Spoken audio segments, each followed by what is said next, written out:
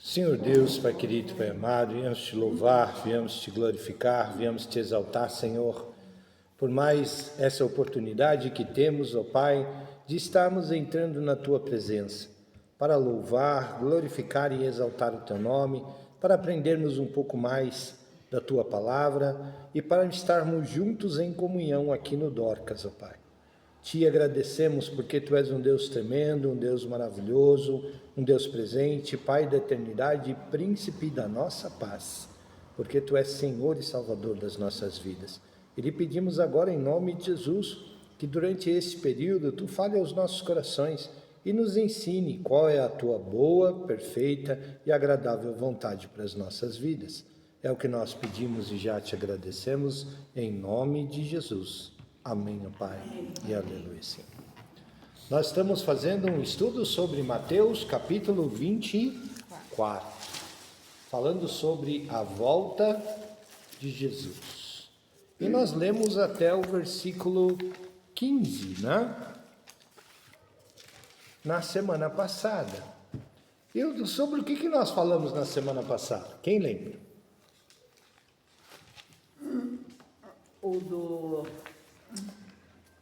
Como que fala, meu pai? Nós falamos dos conflitos, né, das guerras que estão acontecendo, e eu fiz uma pesquisa, e o amor se esfriando, né? Eu fiz uma pesquisa aí, segundo a Cruz Vermelha, quantos conflitos nós temos no mundo hoje? 15. Quem pode chutar? 5. Bem longe disso. 15. Errou feio. Pode multiplicar isso mais algumas vezes. 30? Nós temos segundo a Cruz Vermelha, nós temos 120 conflitos hoje dentro do mundo. Dados da Cruz Vermelha. Guerras, conflitos do estado de guerras, nós temos 30. Nós temos 30. É que muitas vezes nós não temos informação disso. Sabia que o Sudão está em guerra? Guerra civil. O Iêmen está em guerra? Guerra civil. E o Iêmen, para ajudar, é aquele sujeito que fica lançando drones contra os navios lá no extremo de Hormuz. E mais da metade da população dele morre de fome. Ucrânia, Rússia, Oriente Médio, Sudão, Mianmar, Mali, Níger, República Democrática do Congo, Rússia e Ucrânia. São coisas que a gente acaba nem sabendo o que está acontecendo no mundo afora, mas são considerados conflitos armados, aonde milhares de pessoas morrem por dia. Até pela própria fome, né? África, qual que é lá no Moçambique, lá que o pessoal fala, né? Sim. E assim, eu tive olhando aquele relatório da ONU, o último relatório da ONU sobre a fome no mundo, realizado em 4 de 2026, tá ok? Mês passado, tá? Aponta que 2,3 bilhões de pessoas vivem no estado de insegurança alimentar. Sabe o que é insegurança alimentar? Financeiramente, comida de casa. Não, são as pessoas que não têm, se vai ter comida pelo menos uma refeição por dia. Não sabe. E quando tem, ela não sabe se amanhã ela terá.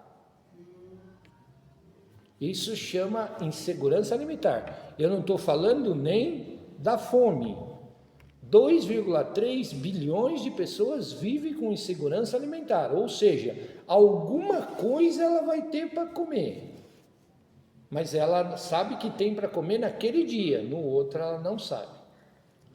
Isso se chama insegurança alimentar. Tá ok? E segundo o mesmo relatório, nós estamos falando do mesmo relatório, tá ok?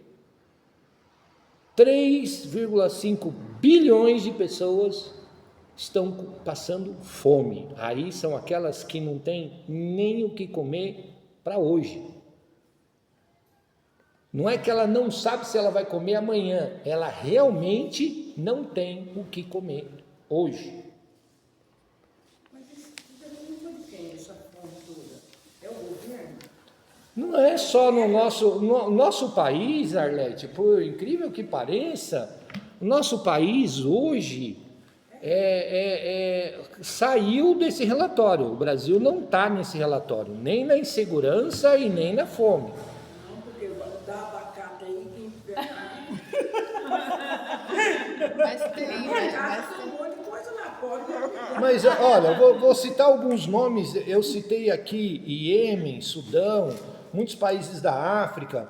Coreia do Norte, por exemplo, gasta bilhões em armamento nuclear. O Iêmen que eu citei é água. O Iêmen que eu citei está lá, envolvido na guerra, mas passando fome. Então, os governos têm culpa disso, mas é o governo do mundo todo. Está espalhado pelo mundo todo, que prefere tanto desviar dinheiro na malandragem, participar de guerras. Gaza, por exemplo, tem lá o pessoal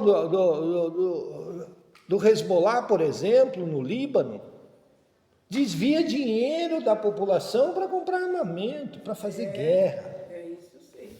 Então, a culpa é dos governos? Sim, a culpa é dos governos.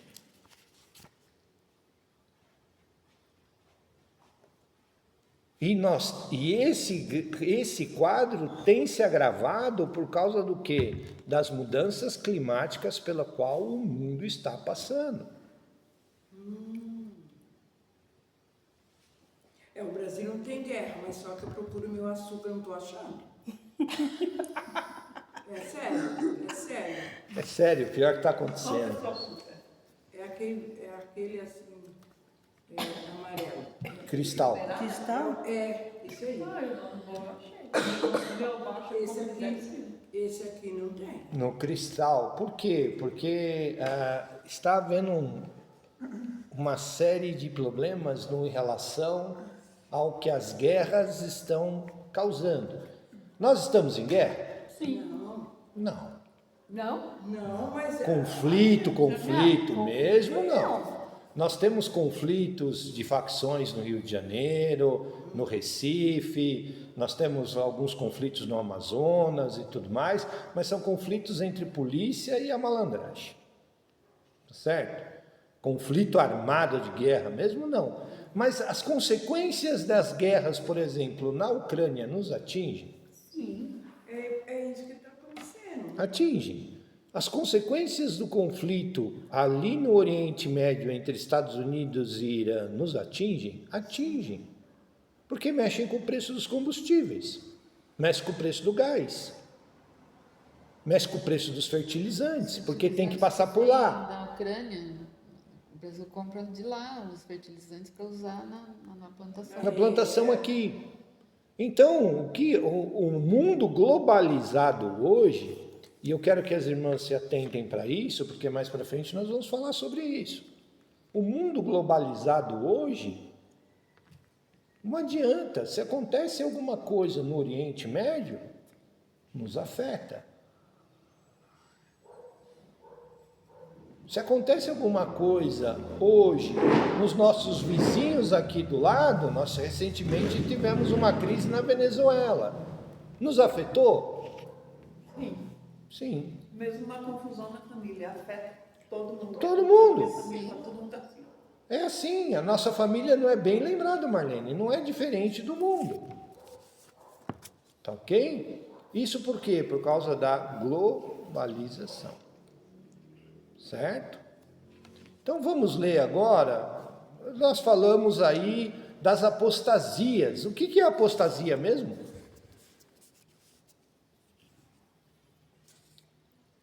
É o pecado. Apostasia é aquilo que nos faz, como consequência, são os escândalos que nos fazem desistir da fé. Ou esmorecer dela. Isso é a mesma coisa que depressão? Não. Não. Depressão não faz desistir da vida. Não. Na verdade, a apostasia, dos versículo 9 ao versículo 13, Jesus fala sobre tribulações, perseguições e fala sobre apostatar, que muitos apostatarão da fé. Fala da apostasia. Os cristãos são perseguidos hoje? Não. Onde? Até eu sou. No mundo todo. As outras igrejas criticam a religião da outra. Tá entendendo? Uma igreja critica a outra igreja. Sim, mas e por exemplo, tem cristãos sendo mortos? Tem. Tem. Aqui no Brasil, Não. se eu falar para você que tem no Brasil também. Sabia que tem? Principalmente nos morros do Rio de Janeiro. Ah, tá. Mas aí O tem traficantes entrando dentro das igrejas e se o pastor se submete, bem obrigado, senão ele é morto.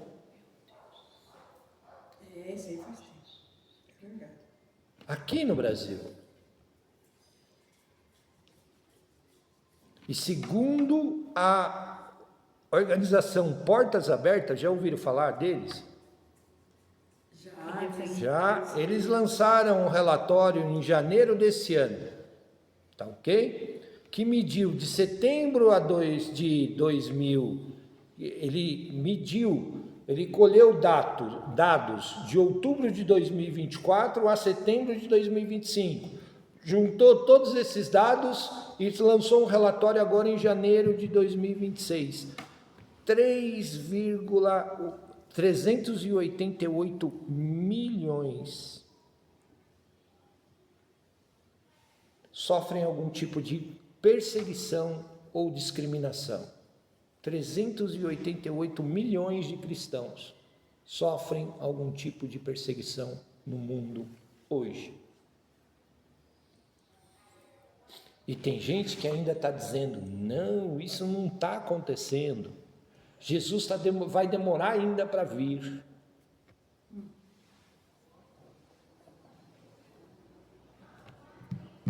Sendo que desses 388 milhões, 15 países hoje são considerados de extrema perseguição. Extrema perseguição. Extrema perseguição é aquele que o cristão realmente vai para a cadeia ou ele é morto, as igrejas são queimadas, é esse tipo de coisa. Não, tem lugar que nem aceita. Tem lugar que não aceita, como Coreia do Norte, por exemplo. África também, não é? China. A minha sobrinha foi para Malásia e lá a sua religião é registrada no documento. Então, lá, se você é evangélico, se você é católico, se você está na identidade. Ela não veio hoje. Ai, Deus, eu falei O mesmo relatório diz o seguinte: 4.850 cristãos foram assassinados nesse período de outubro de 24 a setembro de 2025. Relatório, isso é o que foi registrado. E naquelas regiões, por exemplo, como, vou citar o exemplo da grande maioria dos países árabes, onde eles são assassinados por serem cristãos, são mortos por serem cristãos e não é registrado, não é oficializado. Na China, por exemplo, que não divulga os seus números. Na Coreia do Norte, que não coloca também, não divulga seus números. Então esse número é muito superior. Segundo o mesmo relatório, 3.632 igrejas foram atacadas, fechadas ou queimadas. Gente, é um período de menos de um ano. Por que menos de um ano? Porque ele pega outubro de 2024 e vai até setembro de 2025. E esses são números oficiais. E naqueles países que não dão informação sobre esses números.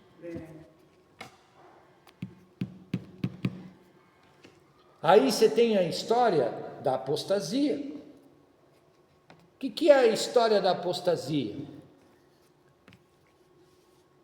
Que fazem as pessoas apostatarem da fé.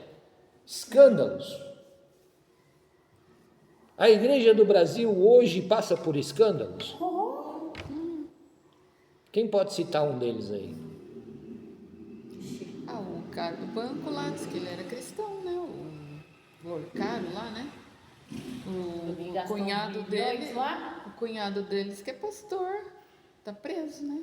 E temos diversas igrejas envolvidas no rolo nesse rolo e em outros, como por exemplo de lavagem de dinheiro para o tráfico.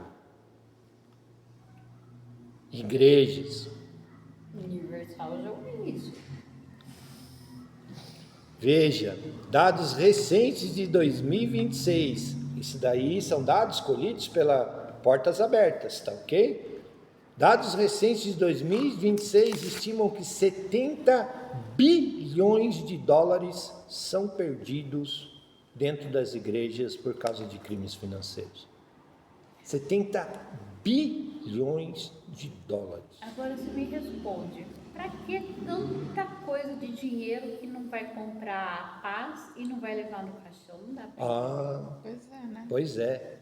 E tem um outro problema, Vilma. Quando esses escândalos estouram, muita gente de dentro das igrejas sai. Eu já vi isso. Na presbiteriana, minha irmã frequentava. Os padres ligavam para dinheiro. Os pastores, os padres também brigam. O cara queria trocar de carro.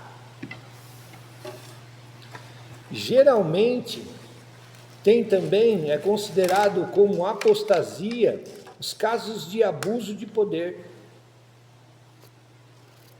Padres, pastores, líderes religiosos que usam o seu cargo para cometer crimes sexuais dentro da igreja.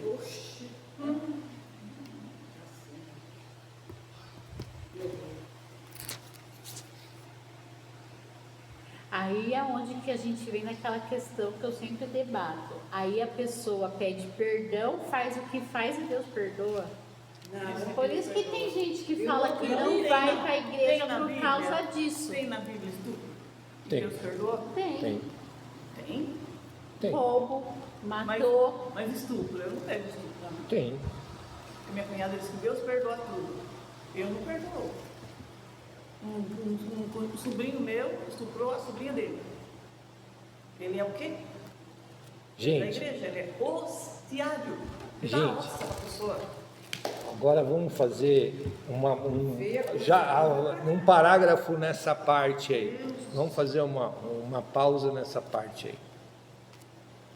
O que é o perdão?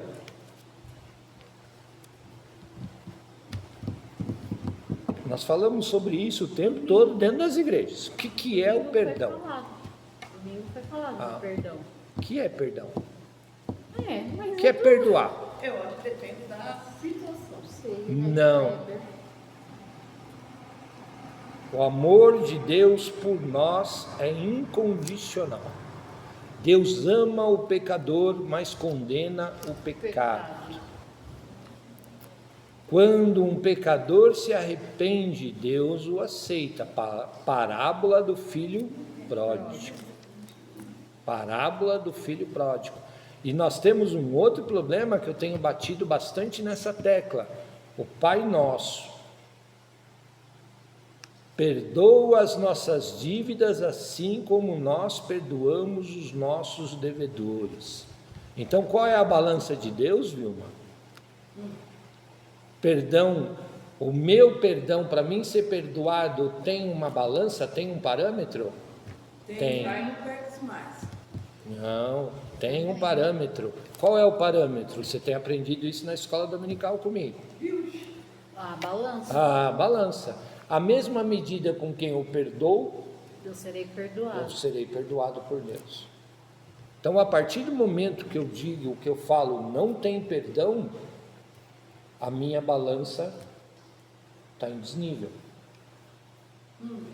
Para mim ser perdoado por Deus, É que Deus tem condição de ver o coração, se a pessoa realmente se arrependeu para pedir perdão, né? A gente às vezes não tem essa. agora, Marlene, é diferente de consequência. A menina está doida. Mentira, ele não lembra. Pelo surto, ele não lembra. Agora, existe um problema que são as consequências. O perdão de Deus significa que a pessoa não sofrerá as consequências do seu pecado? Não, sofrerá. Vai ter o... Vai sofrer as Ele não consequências. tira as consequências. As consequências não Perdoa, tira. mas você sofre o que você. Agora, ele é salvo? Se ele realmente se arrependeu? Sim. Deus o perdoa? Perdoa. Deus o perdoa. Mas as consequências do pecado que ele cometeu terá consequências. Tem que pagar, às vezes, O na cadeia. preço ele vai ter que pagar. Se ele fez isso realmente, ele vai ter que se acertar com a justiça.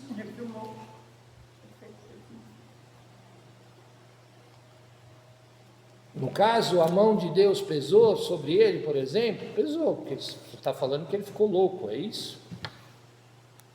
Então, consequências. Traz consequências? Traz. Agora, essas pessoas aqui vão trazer também, essas que têm provocado escândalos dentro da igreja, vão pagar um preço? E não, eu digo uma coisa para vocês, com plena certeza, mediante a luz da palavra, com muito temor, que elas pagam um preço não só sobre a vida delas, porque sobre a vida delas, sobre o escândalo que elas estão fazendo, elas estão tomando o nome de Deus, além de tomar o nome de Deus em vão, levam pessoas a apostatarem da fé. E Jesus mesmo, em um texto, diz assim: ai daquele que faz a minha ovelha se desviar, ou que faz um desses pequeninos ir para o mau caminho. Ai! Vocês já imaginaram Deus falando ai de você? Deus me livre.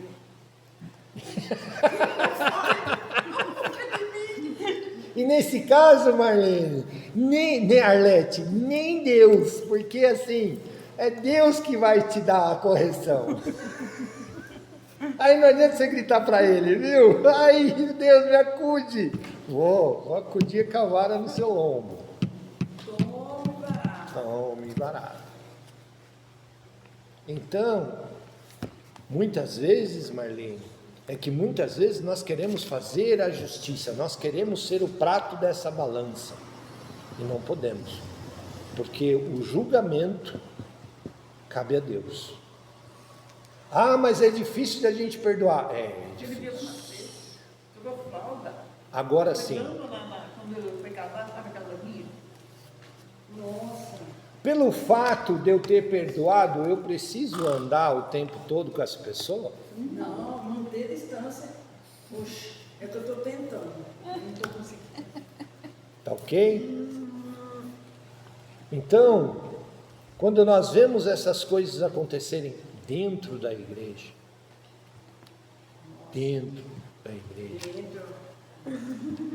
Mas mas tem dentro da igreja. tem, E isso, eu não estou falando, gente, eu não estou falando, por exemplo, só da igreja evangélica. Nós estamos falando da igreja evangélica, da igreja católica, nós estamos falando da igreja anglicana, nós estamos falando da igreja ortodoxa e assim por diante. No Brasil e no mundo. Não achem que lá fora também está diferente. Não está.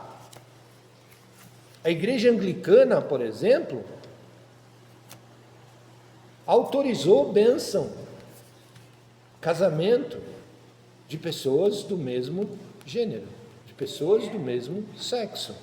Essa aí que muitos gostam, né? A igreja católica, vira e mexe, nós estamos vendo anúncios na televisão de problemas, escândalos não só financeiros, como sexuais. Mas a católica também já tem padre fazendo casamento em chácaras de pessoas do mesmo gênero. Será que paga? Apesar que o pagamento não é pago, né? Sim, mas, gente, o grande problema disso, e eu vou até usar esse exemplo. Tem problema as pessoas do mesmo, namorados, por exemplo, frequentarem a igreja do mesmo sexo? Tem? Não, a igreja, a porta está aberta para todos. Agora, e se alguém chegar aqui e pedir para que faça o casamento? Complica. Complica. Vai ser aceito? Vai ter que ser aceito, né? Não, Não, não. o bispo, o Papa, esse aí, ele está aceitando, né? Falou que é para fazer os casamentos. Não, estou falando aqui, Tudo hoje. por amor. Não vou falar nem do Papa, eu estou falando daqui, da nossa realidade hoje. Não. Por que não? A igreja tem regras, é isso que eu... Não só porque a igreja tem regras, mas porque o parâmetro Está na palavra. e a palavra mas diz a que regra não. da igreja é feita com base no... Agora, se vir, participar, se achegar, seja bem-vindo. E às vezes vem a transformação, né? Sim. Aqui é um lugar... Agora, de pessoas cabe a com nós problemas, julgarmos? não somos perfeitos, não é? Não. Eles são muito bons e muito educados. Sim. São... Eles mais educados do que uma mulher. Cabe a nós julgarmos? Não. E se perguntar por que não faz? Porque o texto é esse, está escrito aqui, diz isso, isso, isso, e nós não podemos fazer. Casa, civil casa. Casa, na lei... tranquilo. Na lei pode. Mas civil não é religião, é? Não? É a lei do país, né? É a lei do país. E no nosso país? Casa. Casa que eu vi lá na É o que mais tem. Olha os YouTube aí, os Carlinhos Maia. Neja, mas nessas histórias nós estamos falando de dentro da igreja. Jesus está falando no texto de Mateus 24 para quem? Para os seus discípulos. Eram os seus. E já estavam andando com ele há pelo menos 2 anos. Porque esse texto foi escrito, Jesus explica esse texto já no final do seu ministério. Provavelmente 2 anos e meio, por aí, prestes a completar os 3 anos, onde logo depois Jesus seria crucificado. Tá ok? Inteligência artificial pode ser usada para cometer escândalo dentro da igreja?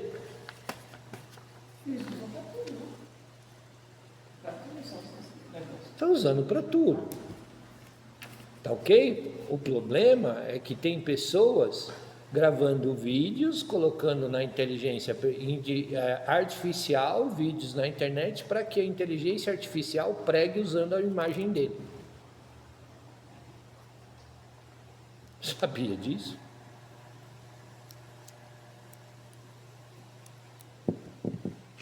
Complicado, não é? Complicado. O que eu mais fico triste, sabe o que é na minha vida? É que Deus passa por mim e vai atrás daquela ovelha perdida. Deixa aquele que se perca. cuida de mim. Ué, mas ele não tem cuidado de você? Mais ou menos? Lídia, você não começa não, Lídia. A Lídia não veio, abaixou a Lídia? Não, é verdade, você não vê aí. Não, espera lá. Se Eu quero, você é não. certinho, Deus já fala, não. Ali. Mas Deus deixa, a parábola das ovelhas, ele fala assim: tem um pastor com 100 ovelhas, e se uma delas se desviar, ele deixa as 99 aonde? Ele deixa ela ao tempo? Deixa. Não, Não faço. não, Montanha. no aprisco. Um aprisco. Aprisco, coberto, certinho, bonitinho, guardado, protegida do tempo, das intempéries, dos lobos, e aí sim ele vai atrás daquela perdida. Vamos saber ler e entender a palavra. Deus não nos deixa desamparados. E você já viu como é que funciona o pastoreio de ovelhas? O pastor trabalha sozinho? Não. O pastor de ovelhas trabalha sozinho? Ele geralmente tem um cão. E quando ele sai atrás da ovelha perdida, sabe quem fica tomando conta do aprisco? Nós assistíamos um filminho que o Nicolas gostava muito, Chau Carneiro. Ah, deve ter ainda na TV Cultura. Tchau, Carneiro. O carneirinho era do pá virado. E tinha um pastor que o cão pintava e bordava com ele. Mas em contrapartida, todas as noites o pastor colocava aquelas ovelhas dentro do aprisco e deixava o cachorro tomando conta delas. O que as ovelhas iam aprontar lá à noite, aí é outros 500. Porque o cachorro estava no meio do rolo. Participava do negócio. Elas tinham até celular. Entendeu? Mas, entendeu, Arlete? Deus nos deixa no aprisco para ele ir buscar a ovelha perdida. Então ele não passa por você e você não passa desapercebido por ele, Arlete. Isso eu posso garantir para você. Tá bom? Mas vamos ler lá o versículo 15 e o 16. Então, quando virem a abominação devastadora predita pelo profeta Daniel no lugar sagrado, que o leitor entenda a alusão.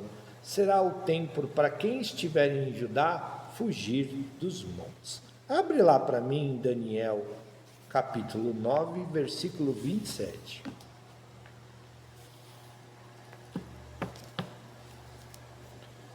A Zilda vai ler o 9, 27 e Vilma abre em 11, 31. Daniel, né? Daniel. Daniel está antes de Salmos? Não, depois. Depois de Ezequiel. Depois de Ezequiel.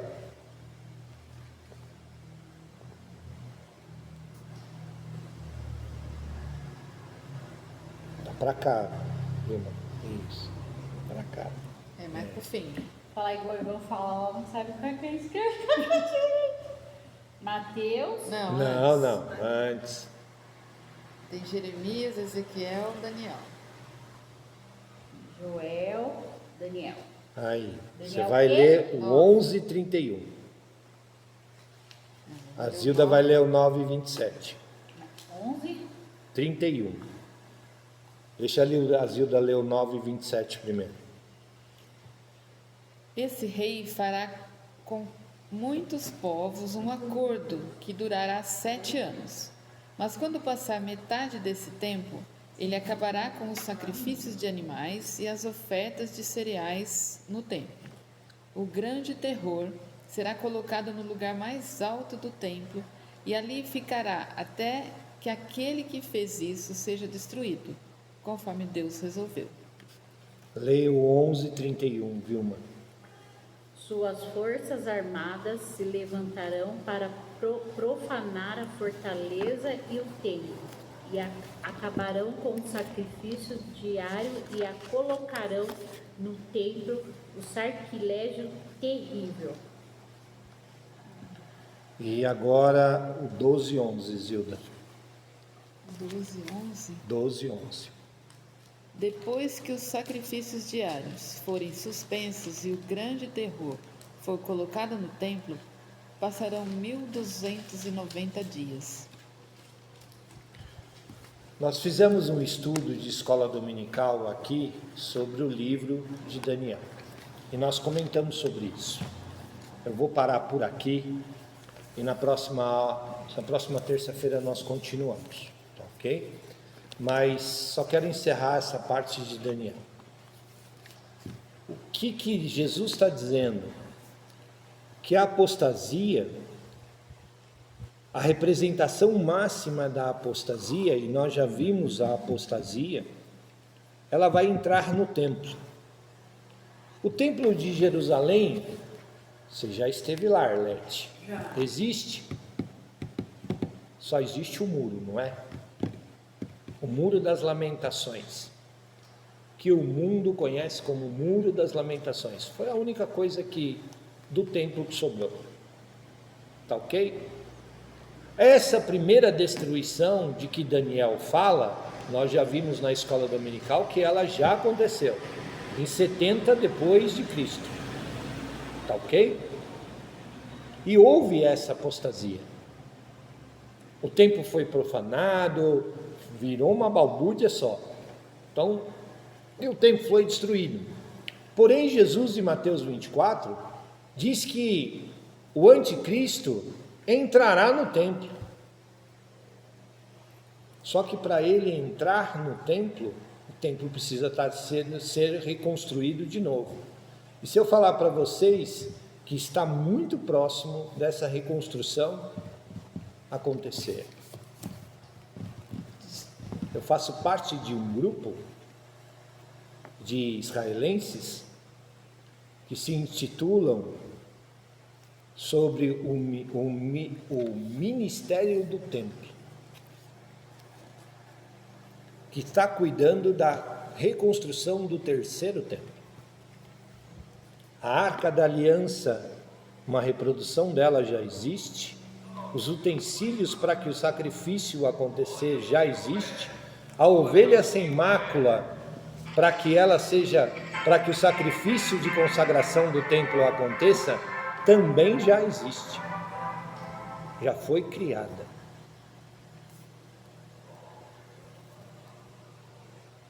Projetos dizem que o templo será reerguido em menos de 3 meses.